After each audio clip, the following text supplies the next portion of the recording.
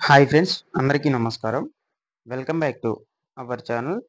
AP రాష్ట్ర వ్యాప్తంగా ఉన్నటువంటి మహిళలందరికీ కూడా ఈ యొక్క వైఎస్ఆర్ చేయుత పథకం 4వ విడత నిధులయ్యేటువంటివైతే ఈ రోజున మనకు మరికొద్ది సేపట్లో ఈ జిల్లాల వరకైతే విడుదలయ్యే అవకాశం అయితే ఉంటుందన్నమాట. దీనికి సంబంధించి మనకు ఏ జిల్లాల వరకైతే వైఎస్ జగన్మోహన్ రెడ్డి గారు మనకు ఈ యొక్క నిధులైనటువంటివి విడుదల చేయబోతున్నారు. నెక్స్ట్ అదే విధంగా ఏ బ్యాంక్ అకౌంట్ కలిగినటువంటి వారందరికీ ముందుగా అయితే జమ కావడం అయితే జరుగుతుంది. మొదలైన కంప్లీట్ డీటెయిల్స్ గురించి ఈ వీడియోలో అయితే తెలుసుకుందాము. నెక్స్ట్ అదే విధంగా మనకు ఆంధ్రప్రదేశ్ రాష్ట్ర వ్యాప్తంగా ఈ యొక్క మే నెల పెన్షన్ల పంపిణీకి సంబంధించి అయితే మనకు ఎన్నికల కమిషనర్ గారు కీలకమైన నిర్ణయం అయితే తీసుకున్నారనమాట. అయితే మనకు ఈ యొక్క పెన్షన్ పంపిణీ అయ్యేటువంటిది ఏ తేదీ నుంచి జరుగుతుంది, ఎవరి చేత అయితే ఈ యొక్క పెన్షన్ పంపిణీ అయ్యేటువంటిది అయితే పంపిణీ చేస్తారు, ఎక్కడికి వెళ్ళి మీరు ఈ యొక్క పెన్షన్ అయ్యేటువంటిది అయితే తీసుకోవాలి, మొదలైన కంప్లీట్ డీటెయిల్స్ గురించి ఈ వీడియోలో కూడా చూసుకుందాము. ఓకేనా? వీడియో కొంచెం లెందీగా అయితే ఉంటుంది. వీడియోని ఎండ్ వరకు చూడండి. ఎండ్ వరకు చూసి వీడియో మీకు నచ్చినట్లయితే ఒక చిన్న లైక్ చేసినట్టు సపోర్ట్ చేయండి. అదేవిధంగా మన యొక్క ఛానల్ సబ్స్క్రైబ్ అనేది చేసుకొని పక్కనే ఉన్న బెల్ ఐకాన్ క్లిక్ చేసి ఆల్ అనే దాన్ని ఆన్లో అయితే పెట్టుకోండి. ఓకేనా? ఇక లేట్ చేయకుండా డీటెయిల్స్లోకి అయితే వెళ్ళిపోదాము. అయితే ముందుగా మనకు ఏప్రిల్ నెలకు సంబంధించి పెన్షన్ల పంపిణీ అనేటువంటిది ఎవరి చేత జరిపించాలి, నెక్స్ట్ అదేవిధంగా ఏ తేదీ నుంచి ఏ తేదీ లోపల జరిపించాలి అనేటువంటి దాని మీద మనకు ఎన్నికల కమిషనర్ గారు కీలకమైన అప్డేట్ అయితే విడుదల చేశారనమాట. అయితే యాక్చువల్గా మనకు ఏప్రిల్ నెలకు సంబంధించి పెన్షన్ పంపిణీ అనేటువంటిది 3వ తారీఖు నుంచి అయితే స్టార్ట్ చేయడం అయితే జరిగిందనమాట. అది ఎందుకంటే ఏప్రిల్ నెలలో మనకు ఫైనాన్షియల్ ఇయర్ కాబట్టి, ఇయర్ ఎండ్ కాబట్టి, అందువల్ల 3వ తారీఖు నుంచి అయితే స్టార్ట్ చేయడం అయితే జరిగింది.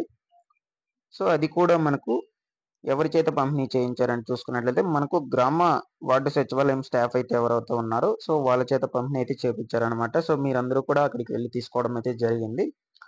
మనకు ఆ యొక్క లిస్ట్ అనేటువంటిది కూడా విడుదల చేయడం అయితే జరిగింది. ఆ లిస్ట్ లో ఉన్న వాళ్ళందరికీ మరలా కూడా మే నెలలో మాత్రమే ఆ లిస్ట్ లో ఉన్న వారికి మాత్రమే విడుదల చేస్తామంటూ కూడా చెప్పడం అయితే జరిగింది. ఇకపోతే ఈ యొక్క మే నెలకు సంబంధించి మీరు ఎక్కడికి వెళ్ళి తీసుకోవాలి అనేటువంటి దానికి సంబంధించి చూసుకున్నట్లయితే ఈ యొక్క వృద్ధాప్య పెన్షన్లు, వికలాంగ పెన్షన్లు, వితంతు పెన్షన్లు మొదలైన సామాజిక భద్రత పెన్షన్లు అనేటువంటిది అమల్లోకి వచ్చిన తర్వాత పంపిణీ కోసం కార్యాచరణ మార్గదర్శకాలు అయితే జారీ చేసిందనమాట. బయోమెట్రిక్ ప్రామాణీకరణతో గ్రామ వాలంటీర్ల ద్వారా పెన్షన్ ఇంటి వద్దకి అయితే నగదు పంపిణీ చేసేవాళ్ళు అనమాట. ఇంతకు ముందు గతంలో భారతీయ ఎన్నికల సంఘం ఈసీఐ మనకు న్యూఢిల్లీ మెమో ప్రకారం మనకు 30/3/2024 ఇతర విషయాలతో పాటు వాలంటీర్లు ఏ పథకం కింద నగదు ప్రయోజనాలను పంపిణీ చేయకూడదంటూ నిరోధించడం అయితే జరిగిందనమాట ఎన్నికల కమిషనర్ గారు. ఇకపోతే పెన్షన్లతో సహా ఈ యొక్క వాలంటీర్లు అయితే పంపిణీ చేయకూడదంటూ మనకు తీసుకురావడం అయితే జరిగింది.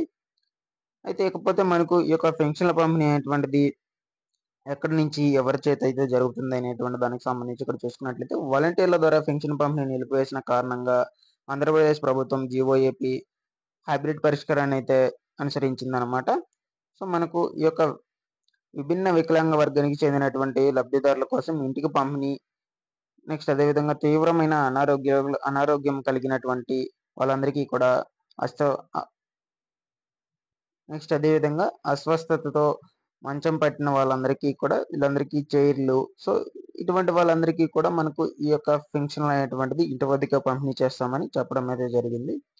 వికలాంగ కేటగిరీకి చెందిన పెన్షన్దారులను తీవ్రమైన అనారోగ్యానికి కేటగిరీలకు కింద మనకు ఈ యొక్క పెన్షన్ పొందుతున్న వారందరికీ కూడా ఇంటికి పెన్షన్ పంపిణీ చేయాలంటూ చెప్పడం అయితే జరిగింది. బలహీనంగా ఉన్నవారు, మంచం పడిన వారందరూ, వీల్ చైర్లో ఉన్నటువంటి వాళ్ళందరికీ కూడా. ఓకేనా?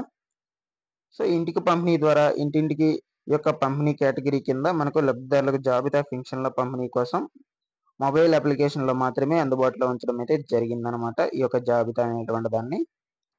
ఇక చూసుకున్నట్లయితే పెన్షన్దారులను ఎలాంటి అసౌకర్యం కలగకుండా ఇంటి వద్దకే పెన్షన్ పంపిణీ చేసేందుకు గ్రామ వార్డు సచివాలయాల వద్ద తగిన సిబ్బందిని అయితే ఏర్పాటు చేశారనమాట. ఈ యొక్క పెన్షన్ల పంపిణీపై చర్యలను విస్తృతంగా ప్రచారం కల్పించాలని, పెన్షన్దారులను ఎలాంటి ఇబ్బందులు కలిగించకూడదని మనకు కలెక్టర్ ఆదేశాలు అయితే తీసుకోవడం అయితే జరిగింది. నెక్స్ట్ అదేవిధంగా ఎవరు మీ ఇంటి దగ్గరికి వచ్చి పెన్షన్ పంపిణీ చేస్తారు అనేటువంటి దానికి సంబంధించి ఇక్కడ చూసుకున్నట్లయితే మీ గ్రామీణ ప్రాంతాల్లోని పంచాయతీ కార్యదర్శి మరియు సంక్షేమం విద్యా సహాయకుడు మరియు ప్రాంతాల్లోని వార్డు పరిపాలన కార్యదర్శులు మరియు వార్డు సంక్షేమ అభివృద్ధి కార్యదర్శులు బ్యాంకు నుంచి నగదు అనేటువంటి దాన్ని ఉపసంహరించుకుంటారు. ఇంటింటికి పెన్షన్ పంపిణీలో పాల్గొన్న గ్రామ వార్డు శాఖ సిబ్బందికి అయితే అందజేస్తారనమాట ఈ యొక్క నగదు అనేటువంటి దాన్ని. సో ఈ విధంగా అయితే మనకు 1వ తేదీకి నుంచి ఈ యొక్క పెన్షన్ పంపిణీ అనేటువంటిది గ్రామ వార్డు సచివాలయం స్టాఫ్ ద్వారా అయితే పంపిణీ చేయబడుతుంది. ప్రతి ఒక్కరు కూడా కలెక్ట్ చేసుకోండి. సో ఇకపోతే ఈ యొక్క వైఎస్ఆర్ చేత పథకానికి సంబంధించి మనకు ఈరోజు ఈ జిల్లాల వారికి అయితే పడ్డం అయితే జరుగుతుందన్నమాట, నగదు అనేటువంటిది. దాని గురించి అయితే మనం ఈ వీడియోలో అయితే తెలుసుకుందాము. సో ముందుగా ఇక్కడ మనం చూసుకున్నట్లయితే కాకినాడ సిటీలో మనకు ఈ యొక్క వైఎస్ఆర్ చేత పథకం 4వ విడత నిధులు అనేటువంటివి అయితే విడుదల కాబోతున్నాయి అన్నమాట. సో దాంతో పాటు ఇక్కడ మనం చూసుకున్నట్లయితే శ్రీకాకుళంలో కూడా మనకు ఇంచుమించుగా 1,77,000 మందికి అయితే ఈ యొక్క చేత పథకం నిధులు అనేటువంటివి అయితే విడుదల కాబోతున్నాయి. 18,750 రూపాయలు చొప్పున ప్రతి ఒక్కరి ఖాతాల్లోకి. నెక్స్ట్ అదే విధంగా తిరుపతిలో చూసుకుంటే మనకు 1,12,000 మందికి అయితే ఈ యొక్క చేత పథకం నిధులు అనేటువంటివి అయితే విడుదల కాబోతున్నాయి వారి ఖాతాల్లోకి నేరుగా. అదేవిధంగా విజయనగరంలో కూడా మనకు ఈ యొక్క చేత పథకం నిధులు 268 కోట్ల రూపాయలు 1,43,000 మందికి అయితే వారి ఖాతాల్లోకి అయితే విడుదల కాబోతున్నాయి.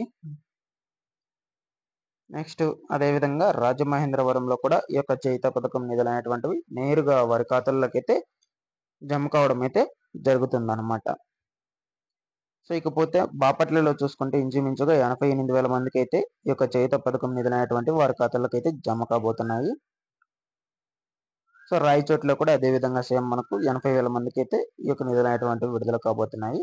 ఈ విధంగా మనకు ఈ జిల్లాల వరకు అయితే ఈ రోజున విడుదల కాబోతున్నాయి అన్నమాట. సో ఇకపోతే ఏ బ్యాంక్ అకౌంట్లకి ఎట్లా ఉన్న వాళ్ళకైతే జమ అవడం జరుగుతుంది అనేటువంటి దానికి చూసుకున్నట్లయితే, సో మీ యొక్క బ్యాంక్ అకౌంట్‌కు మీ ఆధార్ నంబర్ కంపల్సరీగా అయితే లింక్ అయి ఉండాలన్నమాట. సో ఇకపోతే నెక్స్ట్ అదే విధంగా మీ బ్యాంక్ అకౌంట్ అనేటువంటిది యాక్టివ్‌లో లేకుంటే ఖచ్చితంగా అయితే యాక్టివ్‌లో పెట్టుకోండాలన్నమాట. సో మీ మినిమం బ్యాలెన్స్ అనేటువంటిది లేకపోవడం వల్ల మీ బ్యాంక్ అకౌంట్ అనేటువంటి దాన్ని ఇన్యాక్టివ్ అయితే చేసుంటారన్నమాట కొంతమందికి తెలియకుండానే. సో అది యాక్టివ్‌లో లేకుంటే వెంటనే అయితే యాక్టివ్‌లో అయితే పెట్టుకోండండి మీ బ్యాంక్ అకౌంట్‌ని. ఇకపోతే నెక్స్ట్ మీ బ్యాంక్ అకౌంట్‌కి ఎన్‌పిసిఐ లింక్ అనేటువంటిది కంపల్సరీగా చేసి పెట్టుకోండాలి. ఎన్‌పిసిఐ లింక్ లేకపోయినా కూడా మీ బ్యాంక్ ఖాతాకు అమౌంట్ అనేటువంటిది అయితే జమ కాదనమాట. ఓకేనా? సో ఇదండి మీకు ఈ యొక్క బ్యాంక్ అకౌంట్‌లకి ఈ 3 కంపల్సరీగా చేసుకున్న వాళ్ళకి అమౌంట్ అనేటువంటిది జమ కావడం అయితే జరుగుతుంది. సో వీటిలో ఏమైనా డౌట్స్ ఉన్నట్లయితే వెంటనే కామెంట్‌లో మెసేజ్ చేసి అయితే తెలియచేయండి. అదేవిధంగా మన యొక్క ఛానెల్ సబ్స్క్రైబ్ అనేది చేసుకొని బెల్ ఐకాన్ అయితే ఆల్ అనే దాన్ని ఆన్‌లో అయితే పెట్టుకోండి. Thanks for watching this one. మరొక వీడియోతో మీ ముందుకైతే వస్తాను.